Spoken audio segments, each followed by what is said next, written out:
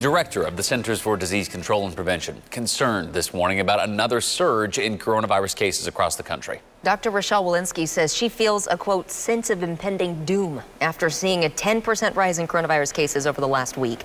This morning, Dr. Dana Hawkinson from University of Kansas Health System joins us live to talk more about this. So, Doctor, we know numbers of active cases at your hospital went into single digits. They've been trending downward. If we are going to see a rise in cases locally, perhaps because of a lot more people traveling for spring break, whatever the reason may be, what should people be looking for? How seriously should they be taking a runny nose or some kind of cold system, especially if maybe they had been traveling recently?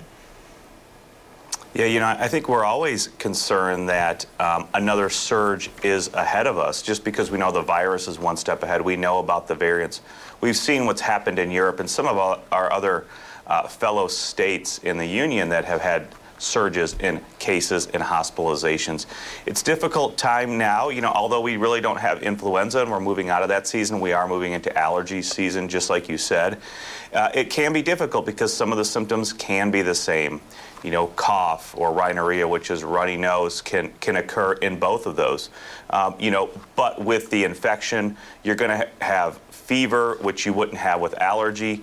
We also know that this infection, COVID-19, can present differently as well. Loss of taste or smell, just fatigue. It is difficult to really arraign one symptom with allergies and not COVID and vice versa. So I think if there are questions, because we know the presentation of COVID-19 can be so different and per individual, the best thing is to go get tested. We know that testing, there are a lot of available testing sites now, whether that's the antigen test or that is the PCR test. We know that the health systems, the hospitals, all have those resources available. And then, of course, those local pharmacies will have those available to test as well. So I think if there's any question, please go get tested.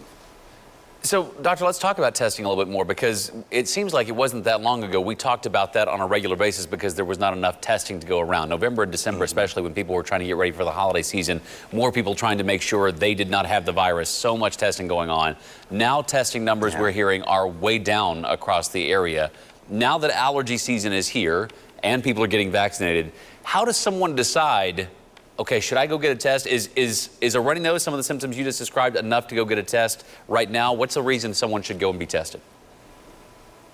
Yeah, the problem is we just don't know exactly what the symptoms are from person to person, because you can have some of the similar symptoms. Again, cough, maybe runny nose.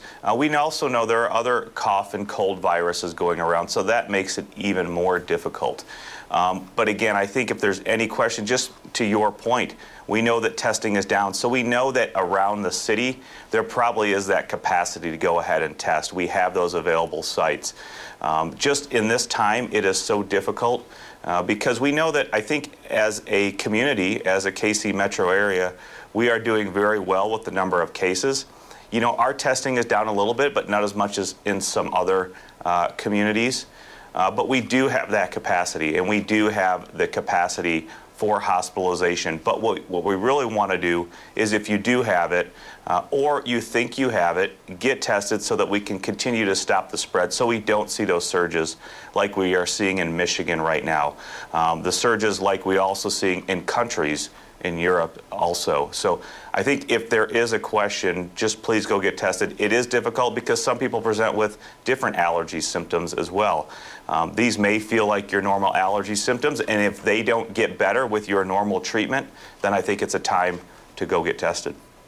Doctor, we want to talk about religious holidays. This time last year, people were celebrating separately on lockdown over Zoom. Yeah. Easter's coming up on this Sunday. We know CDC guidance gives fully vaccinated people the green light to gather indoors, unmasked. Vaccinated people from a single household can visit indoors with unvaccinated people without masks or social distancing if they're low risk. So let's talk about fully vaccinated grandparents who may be in high demand come this weekend. I know my grandparents will finally be fully vaccinated days before Easter, and they can't wait to hold my kiddo. Can grandparents go essentially like house hopping if they're staying in those individual households, or can we safely gather with low-risk people that are partially vaccinated as long as grandma and grandpa are fully vaccinated. What would you say to families getting ready for this weekend? Yeah, making that family tour. No, I mean, I think it's good right now here, especially locally in the United States.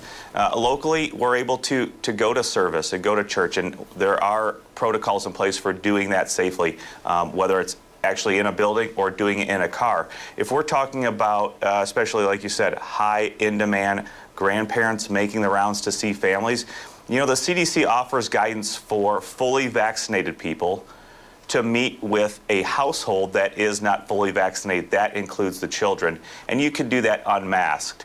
But then you say, well, what if I go from one house for an hour and a half or 2 hours? Can I go to a next house for an hour and a half or 2 hours?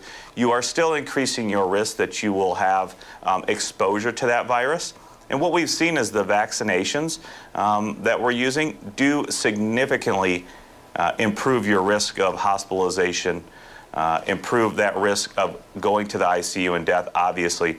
But you can still get the infection. You can still maybe get illness, although it won't be as severe. And there's a possibility that you can still spread, although we are seeing more data to suggest that you are much less likely to spread the disease. So I think it's all about risk mitigation.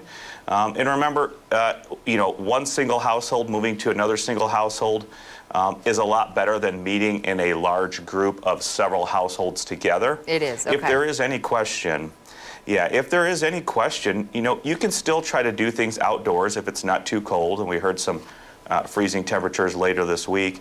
But also, you can do that if it's not too cold. Meet outdoors, also space yourself, continue the masking. It's all continuing to use those things that we've talked about when you can to help reduce your risk of getting the disease or spreading it. But luckily, if they are grandparents, they are older, and if they are fully vaccinated, their risk of having severe outcomes is much less than it would be, say, a year ago. Well, it's good to know that Lindsay says the weather will be nice this weekend for all those people who want to do it outside. Dr. Hawkinson, thank you so much for your time. As always, we appreciate you this morning.